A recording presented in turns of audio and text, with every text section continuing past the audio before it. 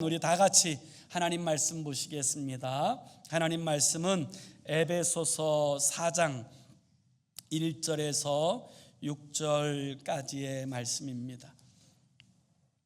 에베소서 4장 1절에서 6절까지.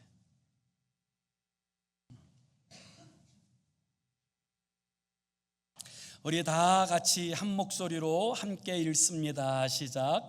그러므로 주 안에서 갇힌 내가 너희를 권하노니 너희가 부르심을 받은 일에 합당하게 행하여 모든 겸손과 온유로 하고 오래 참음으로 사랑 가운데서 서로 용납하고 평안에 매는 줄로 성령이 하나 되게 하신 것을 힘써 지키라.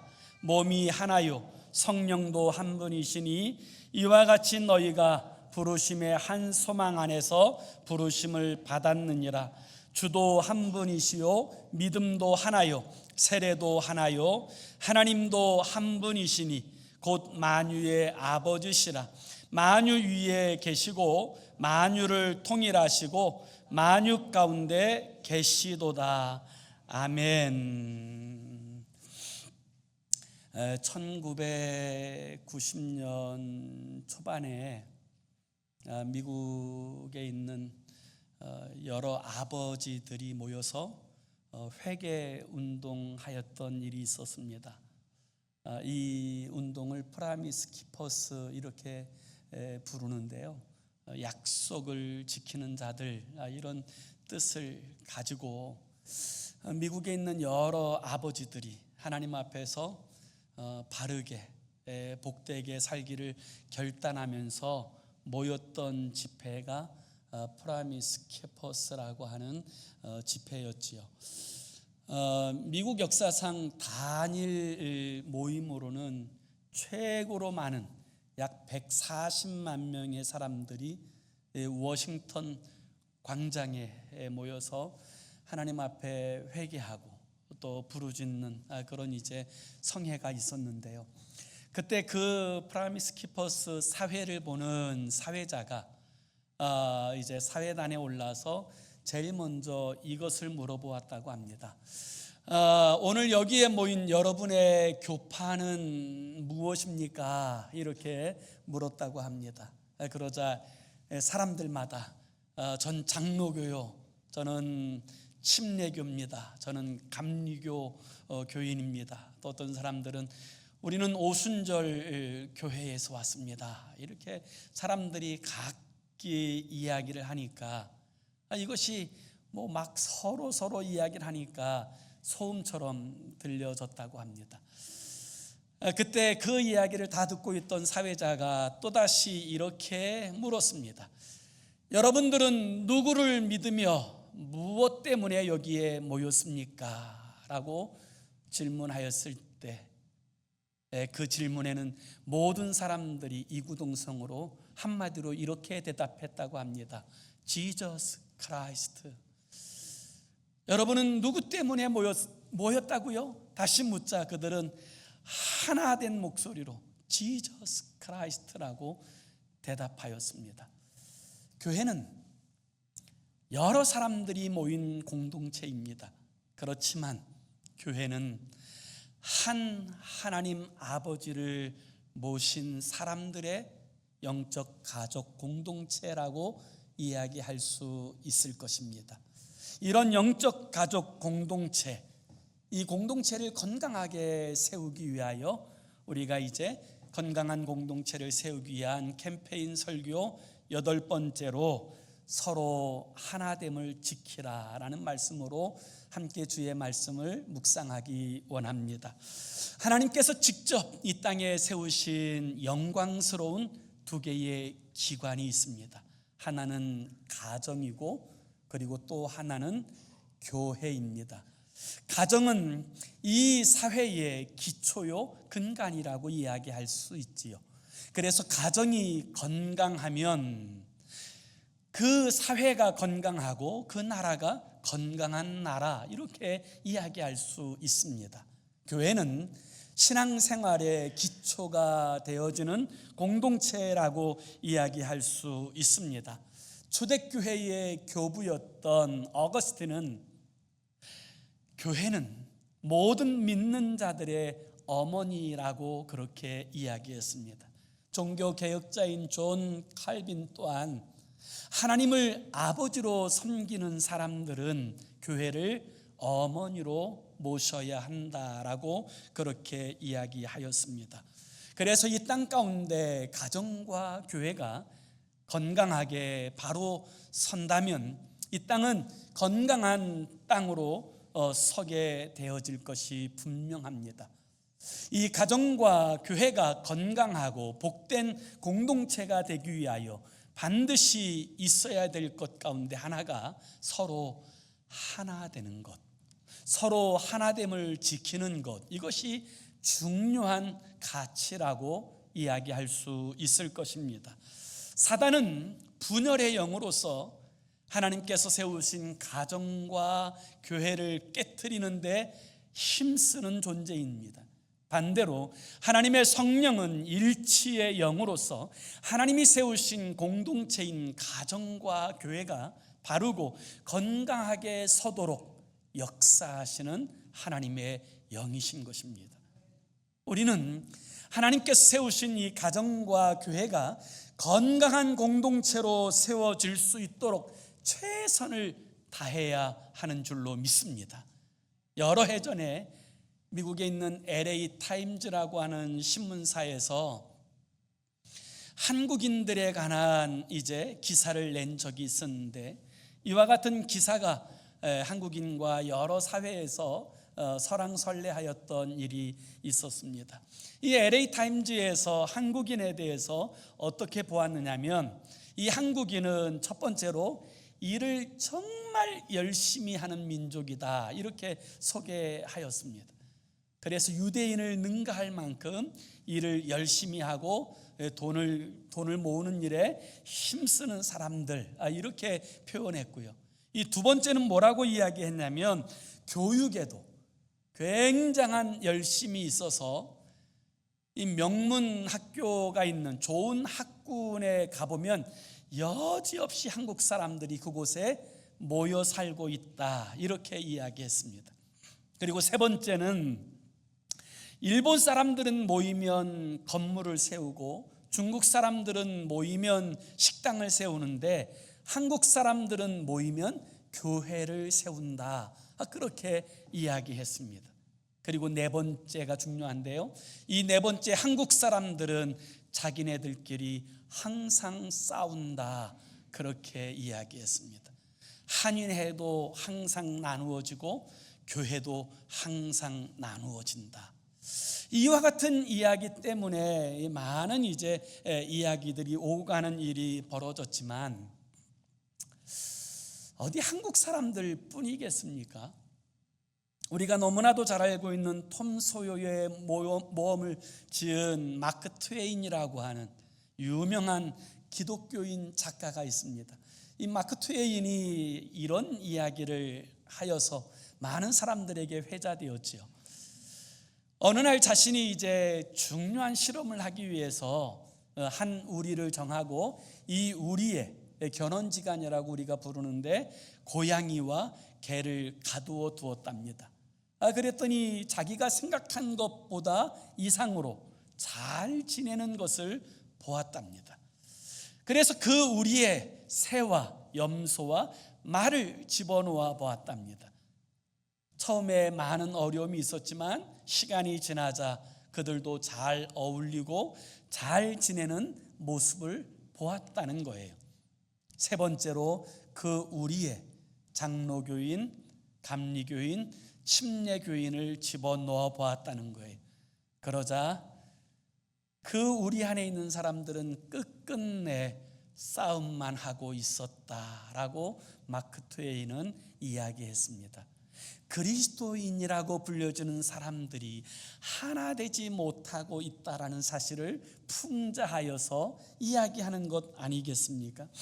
오늘 성경은 예수 그리스도를 구주로 믿고 성령으로 거듭난 하나님의 사람들을 가리켜서 영적인 한 가족이라고 이야기합니다. 그리고 이 영적인 한 가족들은 서로 하나 되기 위하여 힘쓰고 애써야 된다라는 사실을 분명하게 말씀하고 있습니다.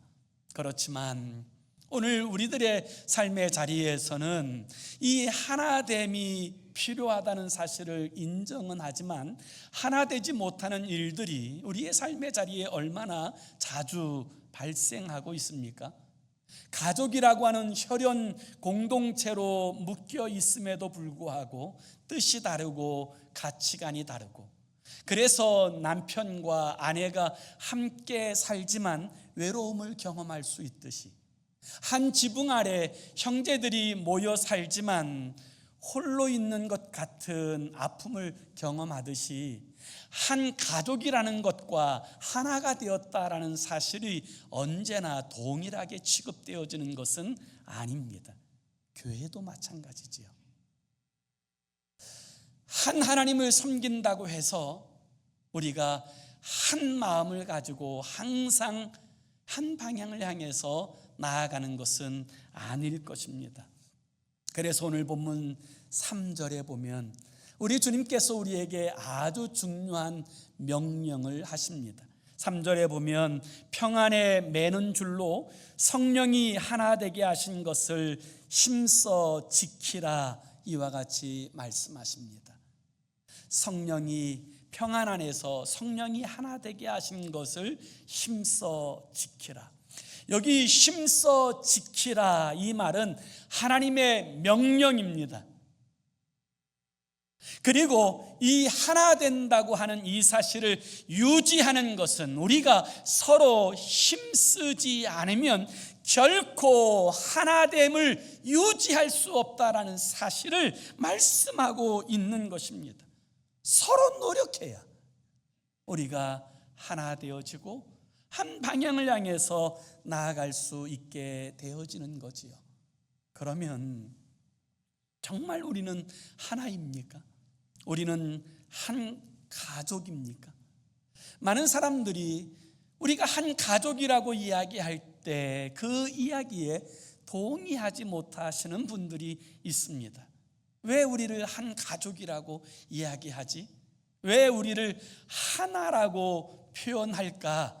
이 일에 대해서 온전히 수용하고 이해하지 못하는 이유는 하나님께서 왜 하나라고 말씀하시는지에 대한 분명한 정의가 우리에게 새겨져 있지 않기 때문입니다. 하나님께서는 왜 우리가 한 가족이라고 말씀하시고 왜 우리가 하나 되어져야 한다고 말씀하십니까? 그 이유가 무엇입니까? 오늘 성경은 그 이유를 7가지로 이야기합니다. 첫 번째는 4절의 말씀을 우리 한번 다 같이 한번 읽습니다. 4절 시작. 몸이 하나요 성령도 한 분이시니 이와 같이 너희가 부르심의 한 소망 안에서 부르심을 받았느니라. 우리가 하나인 이유에 대해서 첫 번째로 몸이 하나라고 이야기합니다. 우리가 예수 그리스도를 믿고 구원받게 될 때 우리는 교회 안에 속하게 되어집니다. 교회는 그리스도 예수의 몸입니다. 그리고 부름받은 주의 성도들은 이 몸의 지체입니다. 그렇기 때문에 우리는 한 몸을 구성하고 있는 한 몸입니다. 그렇기 때문에 우리는 절대로 나뉘어질 수 없는 하나라는 사실을 우리는 분명하게 이해하고 인정할 필요가 있고요. 또 오늘 본문 4절에 보면 두 번째로 성령이 한 분이시기 때문이다, 이렇게 이야기하고 있습니다. 우리가 예수 그리스도를 믿을 때 하나님의 성령이 우리 안에 내주하십니다. 우리가 받은 성령은 하나님의 영이요, 우리가 받은 성령은 한 영입니다.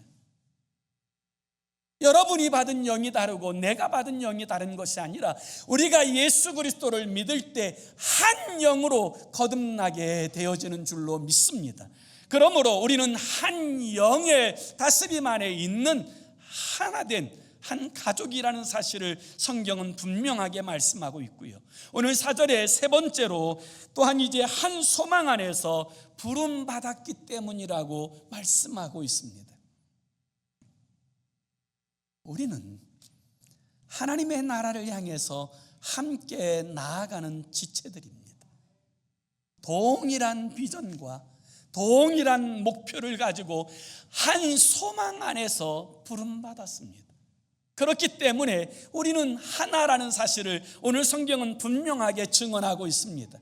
네 번째로 오늘 본문 5절에 보면 이 일들에 대해서도 이와 같이 말합니다. 5절도 함께 읽습니다. 시작. 주도 한 분이시요 믿음도 하나요 세례도 하나요.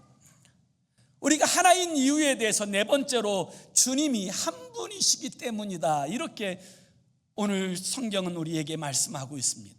우리가 믿는 바 주님은 오직 한 분 예수 그리스도밖에 없습니다. 예수 그리스도가 저와 여러분의 주인입니다.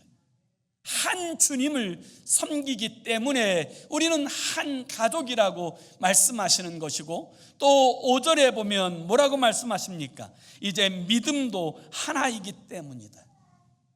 목사가 믿는 것이 다르고 성도들이 믿는 것이 다른 것이 아니라 우리는 오직 예수 그리스도 그분을 통하여서만이 구원받고 우리 주 예수 그리스도를 통하여서만이 하나님의 나라에 들어가고 예수 그리스도를 통하여서만이 거듭나게 되어진다는 사실을 믿습니다.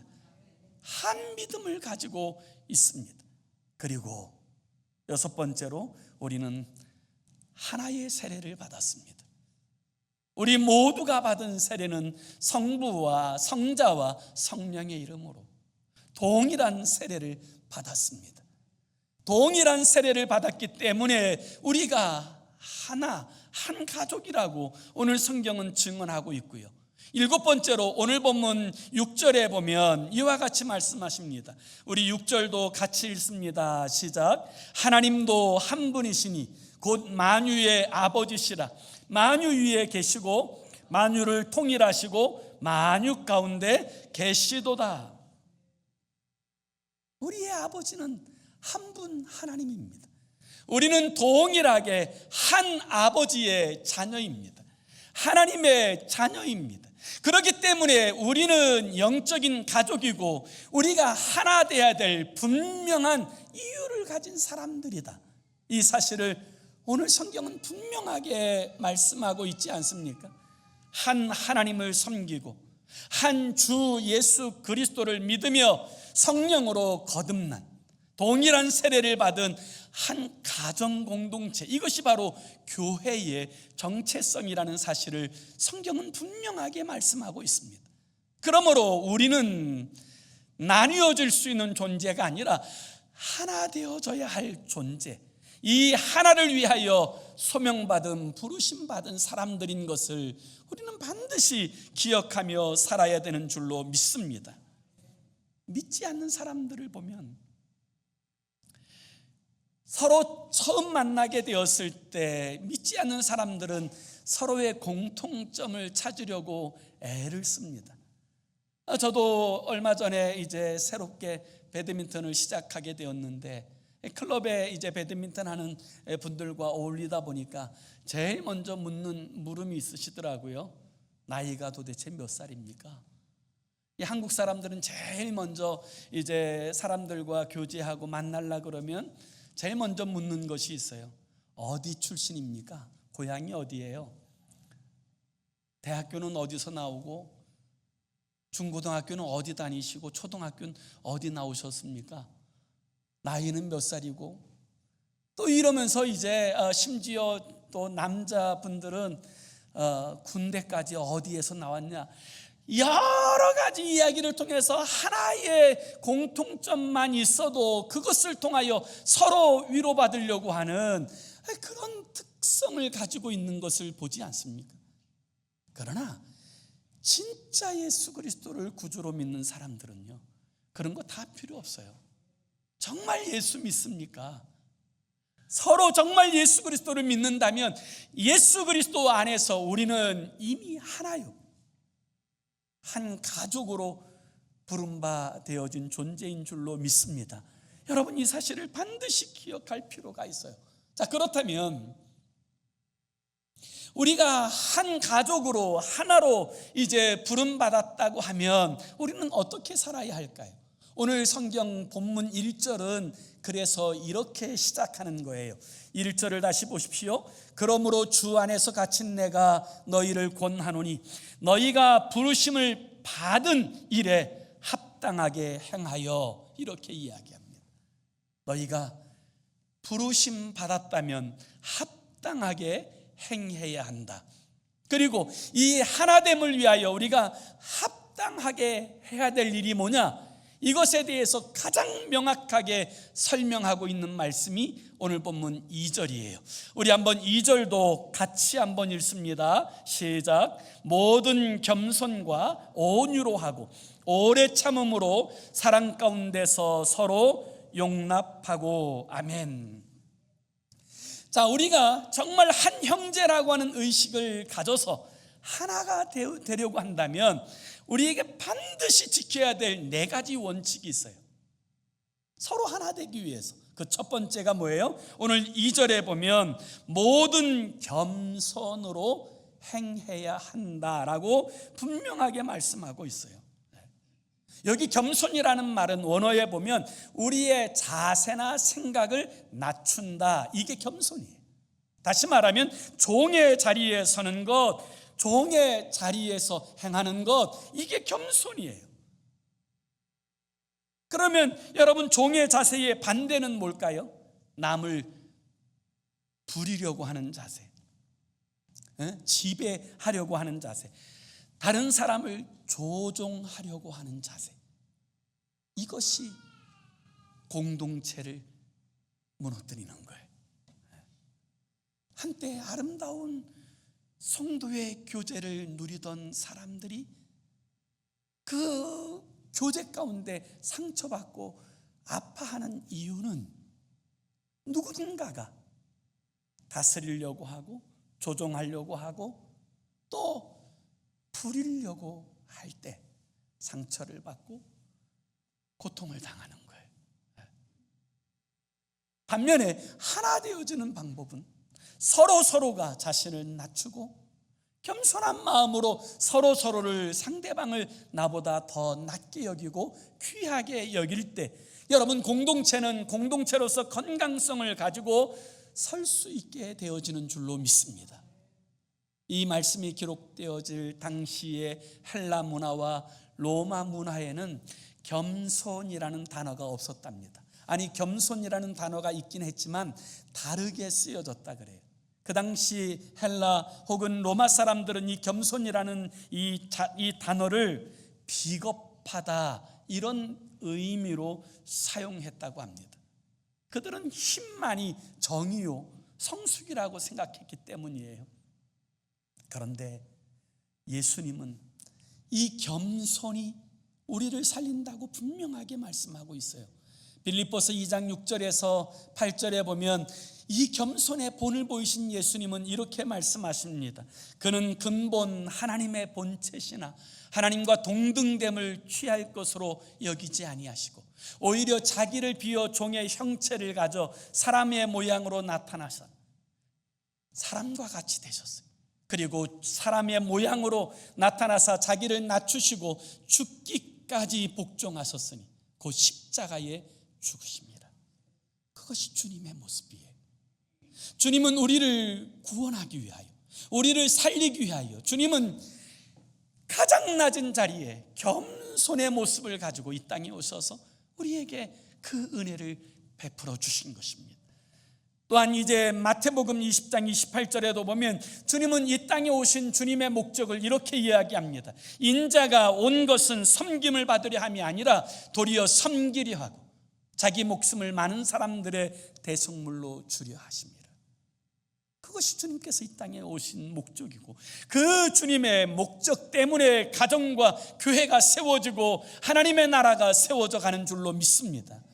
이 오늘 우리들이 그리스도 예수의 종된 우리들이 여러분 이 겸손을 본받아 행해야 될 이유가 여기에 있는 것이고요. 우리가 하나 되기 위해서 반드시 붙들어야 될 두 번째 원칙은 온유하게 행해야 한다는 거예요. 온유하게 행해야 된다는 거예요. 그래서 오늘 본문 2절에 보면 모든 겸손과 온유로 하라고 분명하게 말씀하고 있습니다.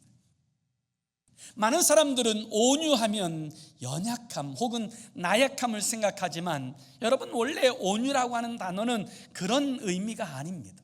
온유라는 말은 오히려 강하지만 그것이 다스려지고 통제되어진 상태를 온유라고 표현합니다. 예를 들면 이 야생마가 있습니다. 이 야생마에겐 굉장한 힘이 있는데 이 야생마를 잡아서 주인이 아주 잘 훈련시켜서 그 힘이 잘 컨트롤 되어질 때 그를 온유해졌다, 이렇게 표현하는 것입니다. 그의 힘이 없어진 것이 아니라 그 기질과 힘이 여전하지만 그것이 통제되어지고 다스려질 때, 이게 온유함이에요. 우리의 가정에서, 우리의 교회에서 얼마든지 말할 수 있고 얼마든지 소리 낼 수 있지만 잘 다스려지고 통제되어 온유하게 행하게 될 때 여러분, 그 가정과 교회가 건강하게 서게 되는 줄로 믿습니다. 중국의 유명한 기독교 지도자 가운데 워치만 리라고 하는 분이 계셨어요.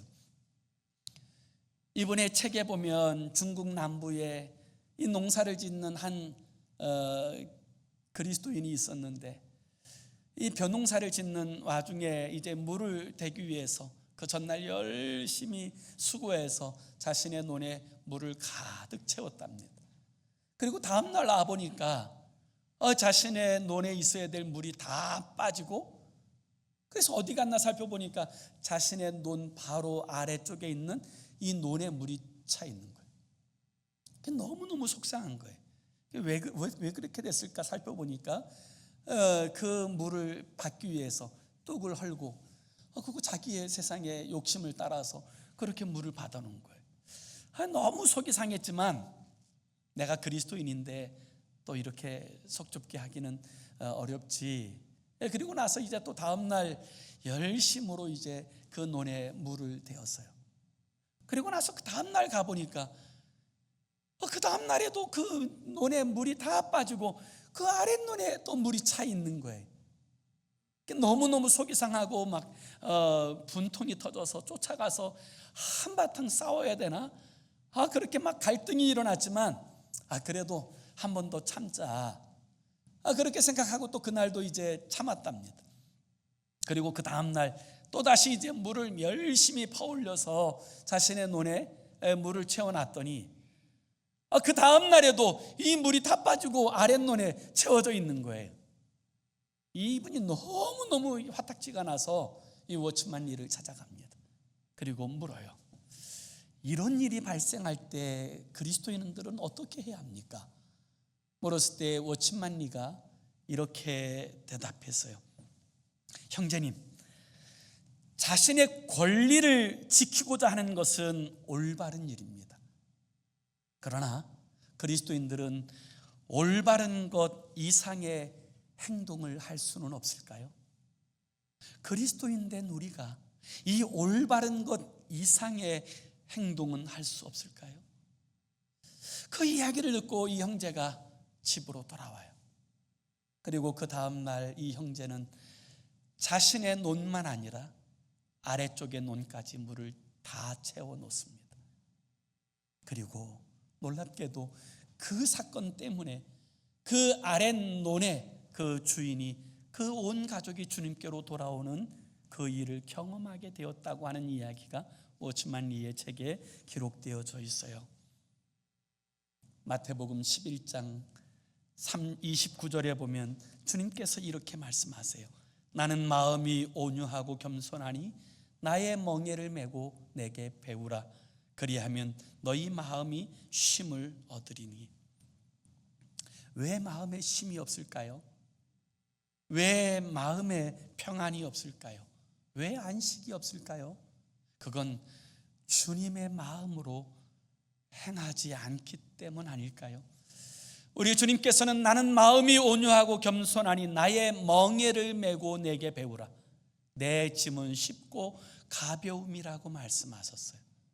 우리 주님이 지신 그 짐은 절대로 쉽고 가벼운 짐이 아니에요. 우리 인류의 죄를, 형벌을 다 짊어지는 어마어마한 무게의 짐이지만 주님은 그 짐을 온유하고 겸손한 마음으로 졌기에 넉넉히 감당할 수 있었는 줄로 믿습니다.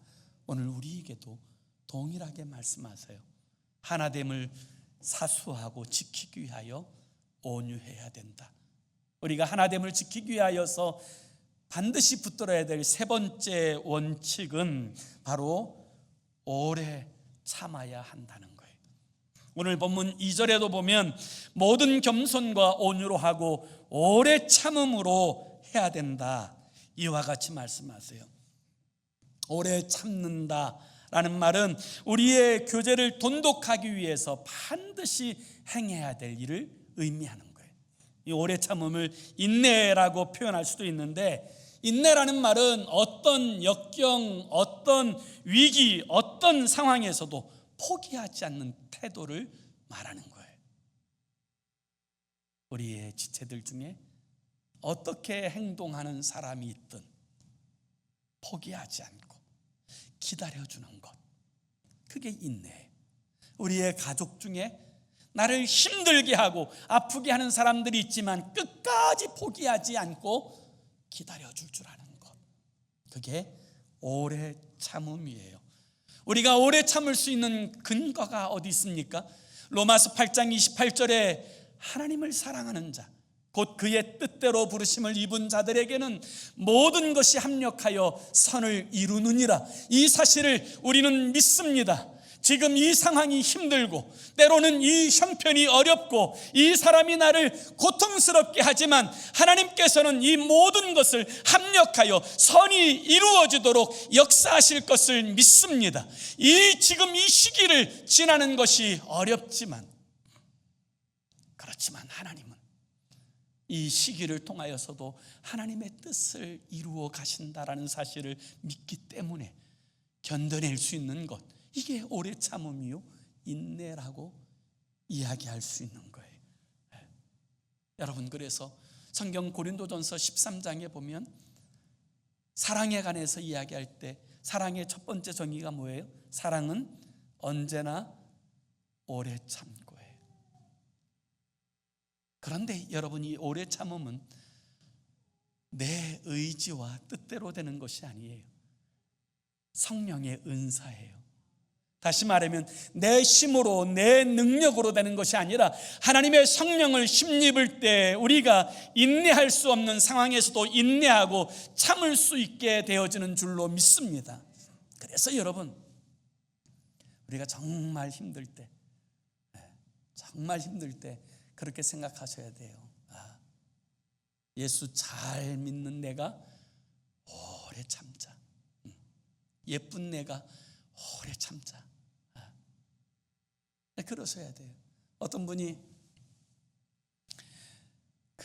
이제 지갑에 아내 사진을 항상 들고 다녔답니다. 그래서 이야기를 들어보니까, 아내가 이야기를 들어보니까 힘들고 막 스트레스 받고 어려운 일이 있을 때마다 지갑을 열고 아내 얼굴을 보는 모습을 보고는 그 이야기를 이제 그 아내에게 전해주자 하루는 아내가 너무 감동이 돼서 남편에게 이렇게 물어봤답니다. 여보, 왜 당신은 힘들고 스트레스 받고 어려울 때 왜 자꾸 내 사진을 봐? 내 사진 보면 위로가 돼? 내 어떤 면이 당신에게 그렇게 위로가 돼? 그렇게 물어봤더니 이 남편이 대답하는 게 전혀 다른 대답을 하더래요. 내가 사진을 볼 때마다 이 여자하고도 사는데 세상에 못할 게 뭐 있나, 이런 생각이 들어가지고 다 이겨낸다는 거예요. 우스갯소리고 농담이지만 여러분, 예수 믿는 사람, 내가 예수 믿기 때문에 이겨내는 것, 그것이 당연하고 마땅한 거예요. 우리가 하나됨을 위해서 지켜야 될 네 번째 원칙은 사랑 가운데 용납하여야 된다는 거예요. 그래서 오늘 본문 2절에 보면 오래 참음으로 사랑 가운데서 서로 용납하고 평안에 매는 줄로 성령이 하나 되게 하신 것을 힘써 지키라, 이렇게 말씀하는 거예요. 용납한다는 말은 있는 그대로 받아들인다는 거예요. 있는 그대로 받아들인다는 거예요. 여러분, 갈등이 어디서 옵니까? 있는 그대로 받아들이는 것이 아니라 뭔가 바꾸고 싶을 때, 상대방의 마음에 들지 않는 그 부분들을 바꾸고 싶을 때 여러분, 갈등이 일어나는 것 아닙니까?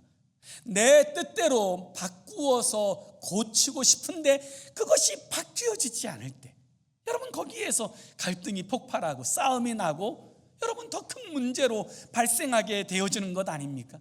오늘 성경은 하나됨을 위해서 우리가 가져야 될 중요한 원칙 중에 하나가 뭐냐면 서로 용납하는 거예요. 그런데 그냥 서로 용납하고가 아니라 사랑 가운데 서로 용납하고 해요. 여기서 말하는 이 사랑은 내 유익이 아니라 상대방의 유익을 추구하는 것을 말하는 거예요.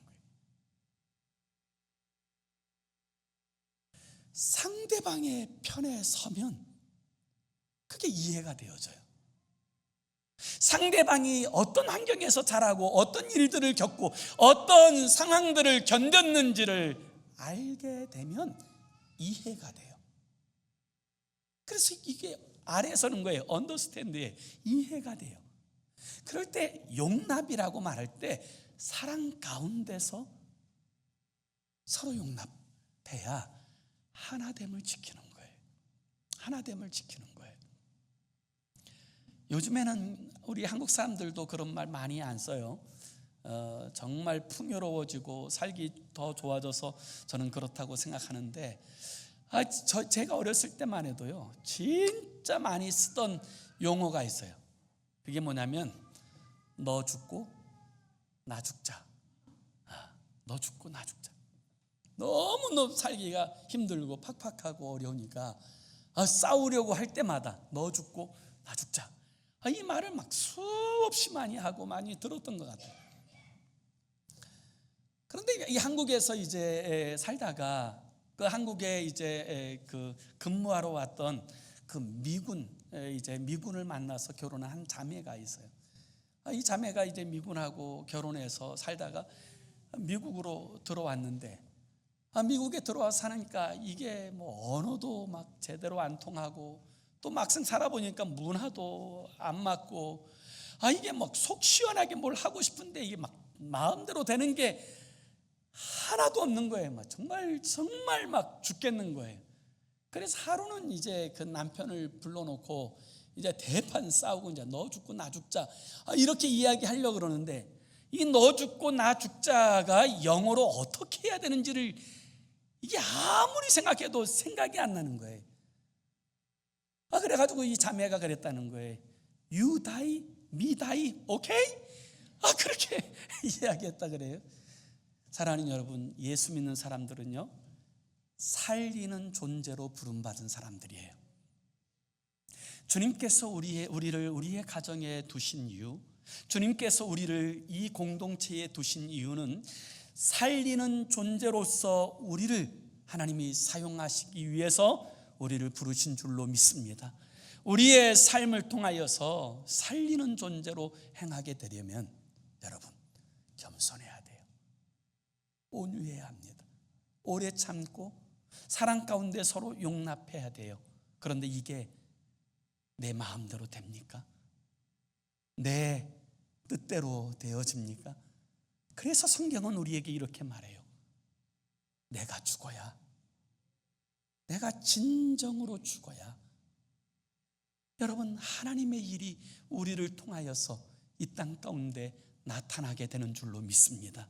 내 자아가 철저하게 십자가에 못 박히고 죽어야 우리를 통하여서 비로소 가정이 가정되고 교회가 교회되어지는 이 공동체가 힘을 얻고 위로받고 살아나고 치유되고 회복되는 역사가 일어나게 되는 줄로 믿습니다.